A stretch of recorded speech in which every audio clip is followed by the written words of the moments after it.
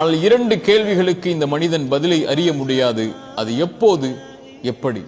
ஆனால் இந்த இரண்டு கேள்விகளின் பதிலையும் இந்த வாழ்க்கையில் அவன் கொடுக்கும் போது அப்போதுதான் அந்த மனிதன் புரிந்து கொள்வான், இறைவன் என்னை ஒருபோதும் மறக்கவில்லை என்று. ஒரு இருளான நேரத்தில், ஒரு இருள் சூழ்ந்த நிலையில் ஒரு கருப்பு எறும்பு ஒரு இருளான பாறையின் மீது ஊர்ந்து சென்றால் அந்த எறும்பை இறைவன் கண்காணிக்கிறான்.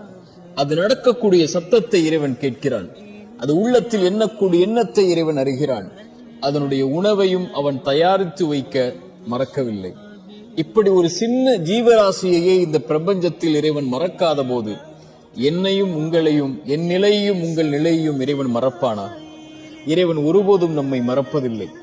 எத்துணை வாசல்கள் அடைக்கப்பட்டாலும் அந்த 1000 அடைக்கப்பட்ட வாசல்களை தாண்டியும் அவன் உதவி செய்ய நாடினால் உதவி செய்வான். ஆனால் இரண்டு கேள்விகளுக்கு இந்த மனிதன் பதிலை அறிய முடியாது. அது எப்போது, எப்படி. ஆனால் இந்த இரண்டு கேள்விகளின் பதிலையும் இந்த வாழ்க்கையில் அவன் கொடுக்கும் போது அப்போதுதான் அந்த மனிதன் புரிந்து கொள்வான், இறைவன் என்னை ஒருபோதும் மறக்கவில்லை என்று.